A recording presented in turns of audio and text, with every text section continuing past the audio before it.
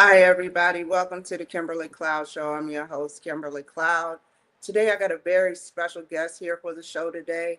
Can you go ahead and announce to the world who you are and where you're calling from? Sure. My name is Henry Yoshida, entrepreneur and certified financial planner, and I am beaming in from Austin, Texas, so Central Texas, where it's still in the mid 70s here in late December. Okay, and can you tell me about your past leading up into your present? That Sure. basically business or however you said personal business Sure. and Yeah. business. It was an interesting upbringing for me. So, by looking at me, you wouldn't know this, but I'm a native Texan. So, I was born and raised in a suburb of Dallas, Texas called Garland, Texas. My parents ended up there. They are both Japanese, but they met in the United States and ended up in Garland by the time I was born. So, I always get a funny look from people when I tell people I'm a native Texan. So, I don't sound like it. I don't really have a Texas accent at all. And then I just don't look Texan in general. But it was a great place to be. My parents had always, been in the restaurant industry, so that's typical of a lot of, I think, Asian American children of immigrants, where parents kind of get into the restaurant industry. And the one thing it does instill in you is a pretty good work ethic, and then a drive from your parents to do anything with your life other than working in a restaurant yourself. So those are kind of the directions I was given as a kid. So study hard and don't ever work in a restaurant. Was kind of the main thing. And I took that through to college and grad school and in business. I'm sorry. Mhm. Go ahead. What was you Yeah. saying? Oh, yeah. So no problem. But, so I went that normal route that people know about, which was go to college and then figure out how to go get a job at a big company. I always liken this, if you've ever read the book, The Rich Dad, Poor Dad. So you kind of go that route of the poor dad, which is you're typically told by your parents to study hard, get good grades, go to college, and then go get a job at a big corporation and so forth. So I did that part. And although they say that's the poor dad in the story, it's actually not such a bad way to grow up. But after 10 years in the corporate world, I did switch to becoming an entrepreneur. I started a consulting business doing the exact same thing I did in the corporate world at Merrill Lynch for 10 years, which was specializing in consulting with businesses on how to set up and structure and offer and pick investments for their employees and their retirement plans. So specifically 401k plans and other investment-based benefits plans. And after that, got tired of more of that services and professional financial business, and raised money from Silicon Valley venture capitalists and started a venture-backed platform called Honest Dollar. It was a gig economy digital wealth platform, and we sold that business, my co-founder and I, in 2016 to Goldman Sachs. And then I really liked the creating a technology platform because you could impact more. So in 2018, I started Rocket Dollar, the company I have today. And now our company, Rocket Dollar, is really simple. We let people open IRA accounts with us. So similar to what you could have at Fidelity or Merrill Lynch or Edward Jones, and keep the same tax treatment for your IRA accounts. But instead of stocks, bonds, and mutual funds, our customers are able to buy private and alternative investments. So, Kimberly, as we talked about, that could be anything from real estate to investing in private startup companies as an angel, or cryptocurrency, of which people do. And now that business started in 2018. We're at the end of 2025. We have customers all over the country. We roughly have about $12.1 billion of overall customer assets. And while we're at it, I'm the co-founder of Rocket Dollars. So I just want to give a shout out that today, December 17th, is actually my co-founder's birthday. So he's not on the show with me today. But anyway, I just want to say happy birthday to him. So he started Rocket Dollar with me. And today's his birthday. And he's younger than Oh, me. happy birthday. Yeah. So for a few months, I'm not quite as much older than him. So this is always like a nice time for me to celebrate until my birthday in March. Well, I'm So glad that is me in a nutshell. Okay, and tell me, I would love to know, for the audience that don't know, what's an IRA account? Sir, IRAs, I give lots of talks on this. So I'm doing our normal monthly educational webinar. So this is just a broad-based educational webinar for Rocket Dollar. But IRA accounts in America have become a major savings tool. So if you work at a company, you probably know the term 401k. That is named after a section code in the tax code, section 401k subsection K. And that's what allows your company to give you a plan where you could save a portion of your salary And then after that, or on your own, you're allowed to have an IRA, if you like America. These are all started in 1974, so they're roughly 50 old today as we speak. But IRA actually stands for Individual Retirement Arrangement. And folks can put money into this account. There's a limit every year of what you can contribute. And any money you put in, you can invest that money with providers. If you have an account with Melody, you can buy stock and bonds. If you have that account, that IRA account at Rocket Dollar, you could purchase real estate or invest in a private company. And the big benefit, and the reason why people would do this, is that any money in an IRA, whatever you invest in, gets to grow without you paying taxes until you take money out of the account. And the catch is that to have this ability to not pay taxes for potentially decades, you can't take the money out of the account until you're 59 and a half or older. Why they came up with this random 59 and a half, I don't know, but that's the number. And people, when you invest in these accounts and don't pay taxes, if you start one, let's say 30 years old, and you hold that account for 30 years until you're 59 and a half, can grow significantly more than if you just had it in an account where you had to pay taxes every year on the gains. So that's what an IRA is. I have a question. So Sure. I have stocks, right? But what happened was I had to deduct some of my stocks, or as y'all say, sell some of my stocks because an emergency came up. Now, when Wow. it comes time for taxes, does that mean I would have to pay extra taxes, or does that mean that, even the money I hold in there, that the stocks I hold in there, that will be held plus the money that I took out would, like, how does that work? I'm confused. Yeah. I'm So still you want to make elementary. sure. Yeah. So you want to make sure that when you save in retirement accounts, you need to be certain that you're not going to access that money. Really, even in the case of an emergency. So if we back up, like the certified financial planner in me would tell folks that before you set aside money for investment purposes and long-term saving, you should probably have what's literally what you just referred to as money in case of an emergency happens. So those are typically an emergency savings fund. And the good rule of thumb, there's rule of thumbs for lots of things in life. For me, the two areas I'm most passionate about are probably health, wellness, and fitness, and then finance on the other side. So a rule of thumb in fitness might be that just try to eat a good amount of protein and don't eat too many calories, right? Like that's just a rule of thumb. And there's probably numbers that say that, you should eat 2,000 calories or so per day, not 4,000. And a rule of thumb in finance, as it relates to emergency savings, might be that you want to make sure that before you do any investing, that you have maybe set aside 3 months of your salary in an emergency savings account. So this is an accessible bank account. So not the checking account that you use every day. You don't want to make it too easy for you to get to the money. In other words, you want to be able to get to it, like you said, but you don't want to have to sell stocks or get a tax penalty. So, someone might look at I actually recommend to people to use a separate bank from the bank you use for your everyday checking that you don't log into every day, because it's too easy if you see it to say, oh, Christmas is coming up. My emergency is that I got to get my mother-in-law a gift, or she's going to get really mad and hate me even more than she does now. As an example, that's not an emergency. An emergency is that you're hurt and you can't work for 2 months, and you're not going to have the same amount of income coming in, so you need to have this emergency savings account, and then you go and access it at this other bank, and there it's got 3 months of your salary, and you could do more. You could have 6 or 12, and depending on how much you keep, it might actually be determined mostly by, if you keep 3 months, it's because maybe you are a dual income family. You and your spouse both have a job and they're relatively stable.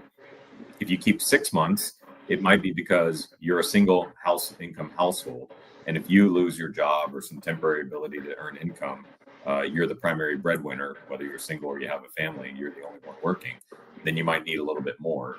And then 12 months might be, quite frankly, Kimberly, like if you're just a solo entrepreneur, like, you're a one-person business, for example, like a digital creator, you might want to have a goal set aside to try to put away 12 months of it. So that way if an emergency comes up, whether that's injury, you can't earn money for a little bit, water heater goes out and you need to all of a sudden make a replacement, instead of you selling stocks and taking a penalty and paying taxes, or charging it on a credit card, which might even be worse at current rates of 25% interest or more, you could just cash flow that particular thing from your emergency savings fund. And then again, set aside some money every paycheck for the next like few months and get that back up to 3, 6, 9, or 12 months or whatever that may be. That's a good rule of thumb. So once you get that established, let's say that that's part A, then you maybe think about doing IRAs and 401ks and so forth. But you just got to give yourself a little bit of a safety net. And again, it's appropriately called emergency fund for a reason, to avoid exactly the situation you told me you just did at one point in your life. Take me down your Rocket Dollar journey, from start to finish, how you built Rocket Dollar. Well, it was, at this point, I'd been in the financial services industry, concentrating and learning and being a thought leader in the retirement and tax advantage account space. And after selling the business that was a small digital wealth platform for gig economy workers, because gig economy workers didn't have a big company to have investment opportunities from in the form of a 401k. There was another opportunity that I really just saw out in the landscape in 2018, and I thought about it from 16, 17, and 18, but I didn't launch the company until 18, was that the U.S. stock market was really mostly concentrated in the largest 500 publicly traded companies, right? So you maybe heard this term. It's called S&P 500. And most advisors, most folks on social media, if they're giving general financial advice, might say that, hey, all you got to do is put money into a fund that invests in the 500 largest companies in the United States, and you're good to go, and you just hold it for 10, 20, 30 years, and that's it. But it's become pretty concentrated. And I just recognized that there was this world where a lot of investments that are done by very, very wealthy people or institutions. And when I say wealthy, let's just say that threshold is people who have $100 million or more. So this is not just your neighbor who's got a nice car in the neighborhood. This is like wealthy people, $100 million, 9-figure liquid net worths. And that could be either institutions, investment firms, or individuals or above. And those people were not just putting away 5% of their paycheck into the top 500 stocks. They were investing in private companies. They were buying real estate. They were buying land.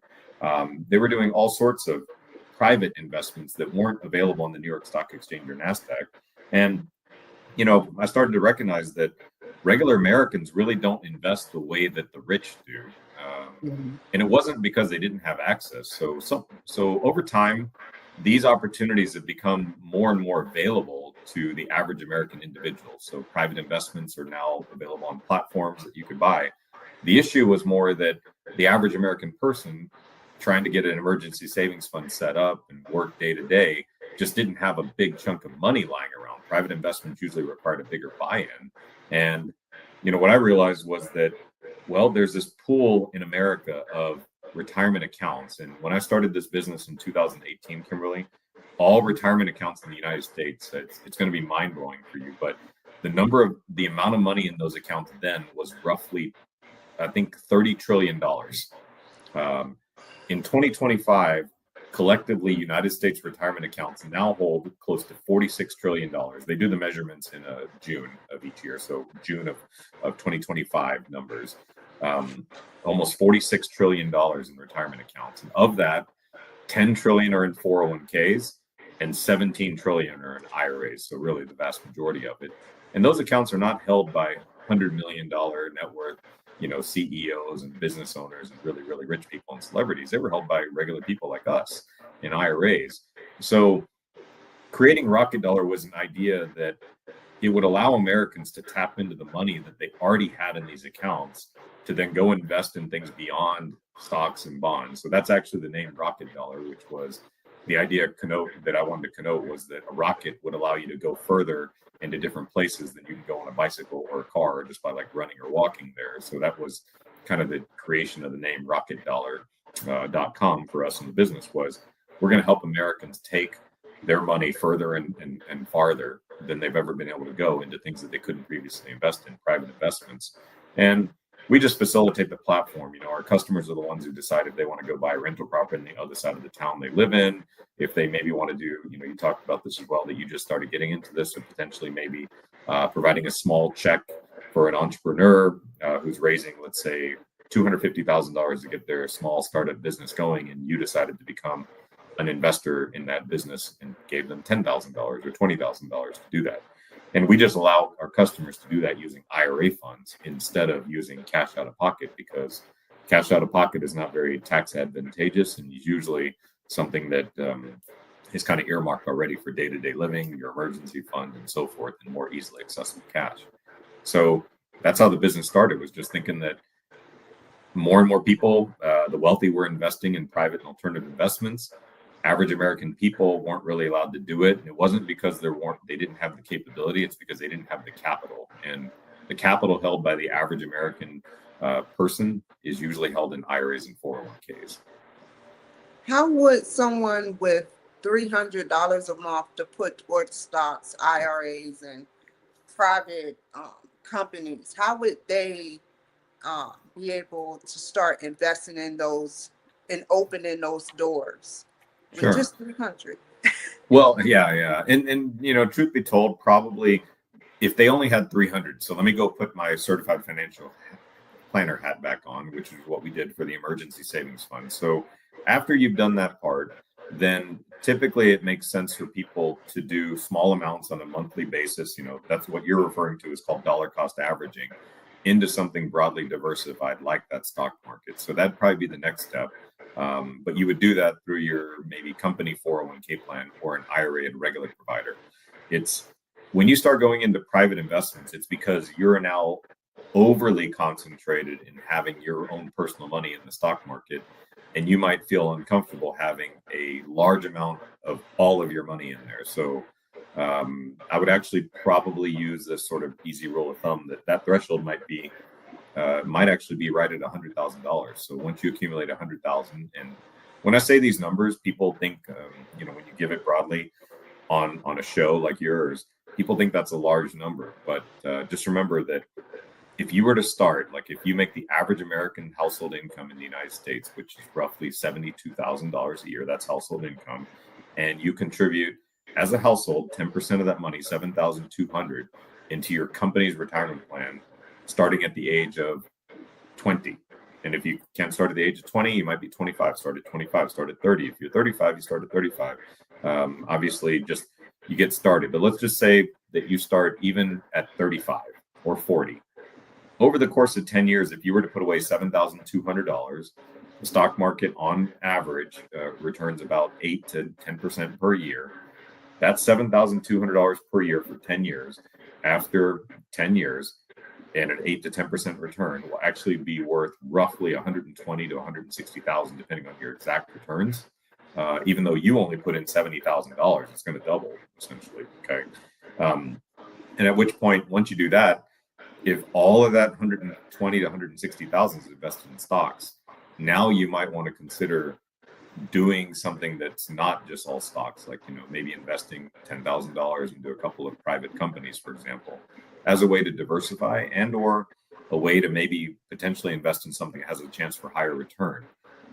We've all heard these stories that people invested in XYZ or ABC company early when it first became public or when it was private, and that turned into the best investment they ever made. Now, if that investment doesn't pan out and the company goes away, they still have $140,000 in the stock market, just kind of going steady Eddie at 8 to 10% per year. So the answer to your question is that if you're just starting out, you wouldn't start out doing private investments. You would build your emergency fund first, and then build your foundation in a broadly diversified stock market fund. Typically, best, most efficient way would be through your company's 401k, and then IRAs. If you switch jobs, you can roll this and hold it in your own name in an IRA, because I wouldn't expect that people just stay at the same job for 10 years. You may go to 3 jobs in 10 years, but every time make sure that you're putting away 10%. If that's 72,000 income, that's 7,200. 10 years of that's $72,000 that you put in. Maybe the company matches at an additional like half of that amount. So you got another 36 from the company. Then you got another 36 in growth over those 10 years, just in the general stock market, which if you're living in the US, hopefully you're betting that the US is just going to grow and not contract over the next 10 years. Otherwise, you'd be listening to a different show thinking about how to live in another country as an expat and so forth. But take me once down you, the stock market, your stock market, what you actually purchase and why you purchase. Do you aim high to get higher revenue, or do you aim low and just let it sit? So I am basic, but I aim for stocks. So specifically, what I buy, and I do this right now in my account. So I have a set dollar amount that goes into IRAs and a brokerage account, and then accounts I have set up for my children, which are set up for their college savings. But it goes into the exact same investment, which is it's a symbol. You can look it up on your iPhone, in the little stocks app on your Android or your Apple stocks app.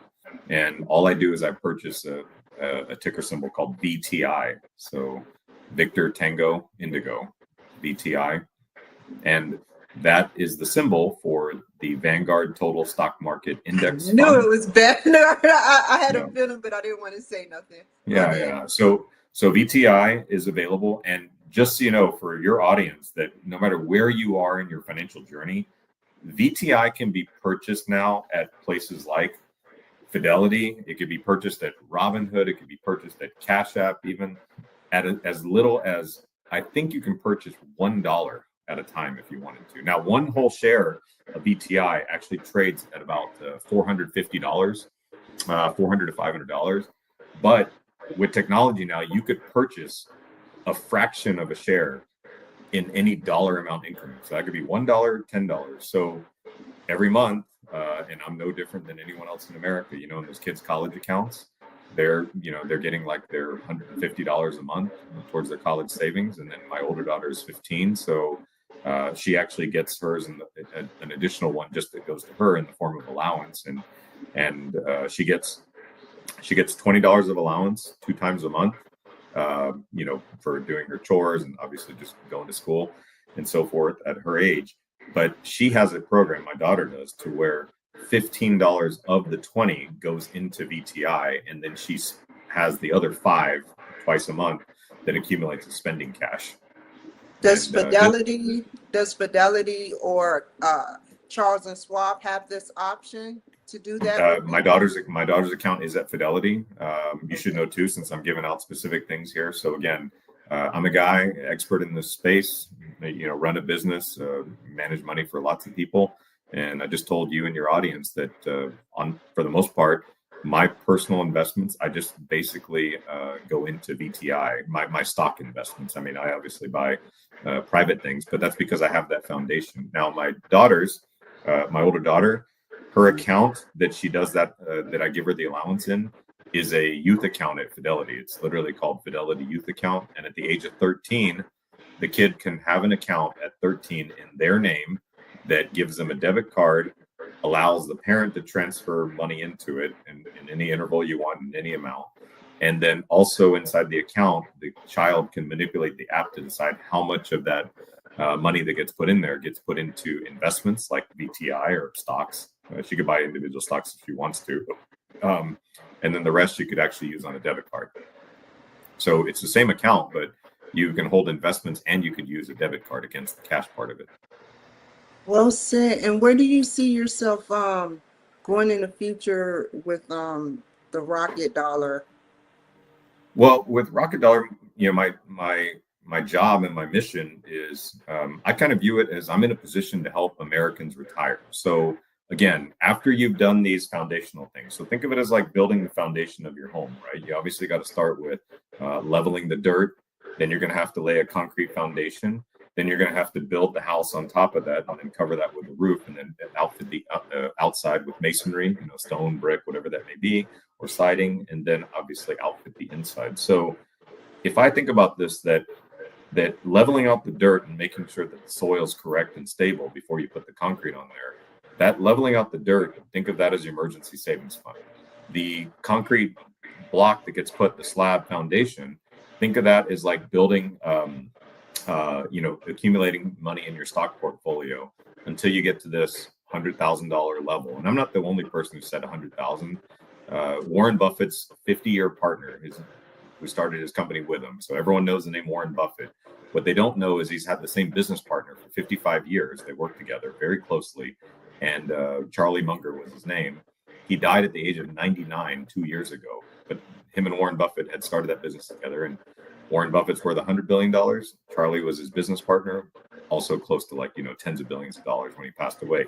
But he used to always say that if you get to the point in life where you've saved up 100,000, then all of a sudden you free yourself up to do other things. So to get back to my analogy, that concrete foundation is your $100,000 base. And then anything you do after that, building up the house, whether you build a 2-story house, a 3-story house, 1-story, 3-car garage, and so forth, that's your choice. Like once you built that foundation, you can do whatever you like on top of that foundation. And that foundation on top of that could include private investments, more stocks and bonds, invest in a business, start a business separate from your day job if you work for a major corporation. A lot of people do that. The best story maybe ever of that is that J.K. Rowling, the author of the Harry Potter series of books, was a elementary school teacher who then became a multi-billionaire because she wrote Harry Potter stories on the side. I don't think she teaches anymore, but you get the point, right? I mean, she had a job during the day, and she ended up finding something else that not only was like good as a side income thing, it just became ridiculously good, and not only changed her life, but probably lives of children all over the world at this point, with that series of books. But my point is that the dirt is the emergency savings fund. The concrete slab foundation is like you getting your base, your stocks, bonds, your basic stuff, like putting money in every month using an account at Fidelity or Charles Schwab, like you mentioned, going into a low-cost index fund like I do, VTI, Vanguard Total Stock Market Index. It costs 3 cents per $10,000 to own that fund in expenses and cost to you. So 3 pennies per $10,000 that you have in that account per year that you paid it for them to manage that fund. Very easy to do. And once you get to that 100,000 base, how you build your house or what you build on top of that concrete slab, that is up to you. That could be made up with a Rocket Dollar IRA where you invest in properties or invest in companies or crypto. Maybe you continue in your journey and you invest in more and more stocks and bonds. Maybe the other one is you have a little bit of disposable income and you start to invest in a business that you do on the side, or something else that really interests you. How you build that house on top of a good foundation, is really up to the individual to choose. But that's the way I explain it to people. And for me, I do it all in my case, for my investments, my stock investments are at Fidelity. My kids' accounts are there. I invest in a Vanguard fund. And then separately, I have a Rocket Dollar IRA, which I use to purchase rental investment property. And then since I am a tech entrepreneur, I do invest in some tech companies as an angel as well.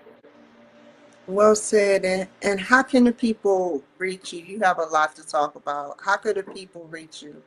Yeah. So easiest way, the business itself is pretty simple. So we're at rocketdollar.com. So for those people here in your audience who have the level dirt, the concrete foundation, and looking to decide how they want to build their house or expand on the house they have on top of that great foundation, they can find us there and learn about the Rocket Dollar accounts.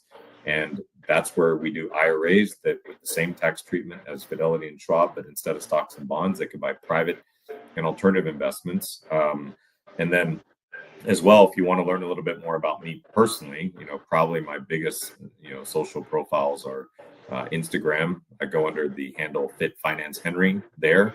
So in that case, I talk a lot about both the combination of the fitness wellness side of my life as well as the finance side of my life. So again, my passion as a certified financial planner and the stuff I've shared today is really based on what everyone in America should be doing. Rocket Dollar is when you get those good foundations built under you, it's an option for you. And what I think my mission is going to be is that in 10 years from now, more and more Americans, millions and more, trillions of dollars will be in private investments held by individual Americans. Whereas right now, 99% of that private investment money is done by individuals and institutions who have $100 million or more only. These are your college endowment funds, your retirement systems for the municipal states, giant corporations and wealthy individuals. And 100 million is the richest person probably in your subdivision that you just don't know has got $100 million, but still lives somewhere in your neighborhood, up to like Jeff Bezos and Elon Musk. Wow. You know, like Wow. those are people. And my guess is that they don't just do like $50 a month into VTI. Yeah. You know, Tell there's a me, reason why they keep going up in net worth. one last thing.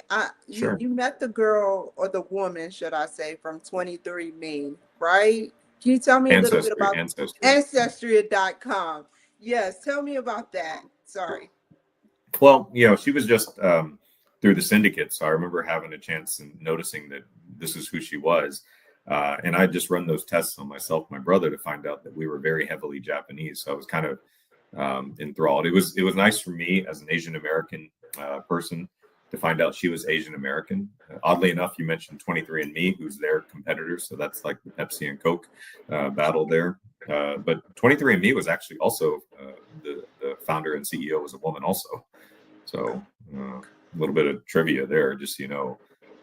The company on the 23andMe side isn't doing well. I think they're actually going through like a recapitalization or bankruptcy structure, but it was also female founded as well. And if I remember correctly, and you know, since this will be on the internet, the woman who's the CEO and founder there, I think that woman's sister is actually one of the early, if not the first CEO of YouTube. Oh Well. my God, that Yeah. is so cool. Yeah, and the reason why I know that these daughters are, you know, very successful, and I pay attention to these things, and I'll tell you as we leave why. So those children, the two Wojcicki, their last name is Wojcicki. Don't ask me to spell it, but it's pronounced Wojcicki. Susan and Ann Wojcicki. One YouTube executive, early Google employee, ended up running YouTube. The other one, 23andMe, as well as other businesses, but I guess they were considered that the daughters were so successful that their mother is actually a lifelong teacher in the Silicon Valley, Palo Alto area. And she has some very famous parenting books about how to raise successful children. Obviously, she did pretty well with her daughters. And then for me, above my head here, I know they're cut out with the camera there, but I'm a man with two daughters, so 15 and 9. So I think a lot about you know, even as a man, women's empowerment and sort of opportunities for them. And the two things on my wall there, the one in the middle is my certification for being a CFP. The left and the right are the proclamations of that particular year that I got these. They're signed by the President of the United States. One's for Mother's Day and the other one's for Women's History Month, are the two that I happen to have. Which president? So they were from 1999, given to me as gifts. So it was second Bush? term of Clinton. So Clinton. second Clinton. Okay. 99. That is awesome. Yeah. So I know you can't see. Maybe I raise it up a little bit. Yeah, See, raise it up. yeah. That's so cool. They're a little blurry in the background, but it just happens that the two that I received. So and maybe I thought it was a reason. I was a guy destined to have two daughters. Two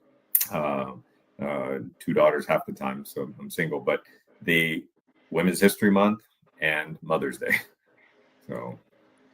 Well, it was such a pleasure having you on the show. Like, thank you so much. Stay on the line. You guys, like, thank you for joining. I hope y'all learned something. Take care, be safe, and I will see y'all another time. Bye. Yeah.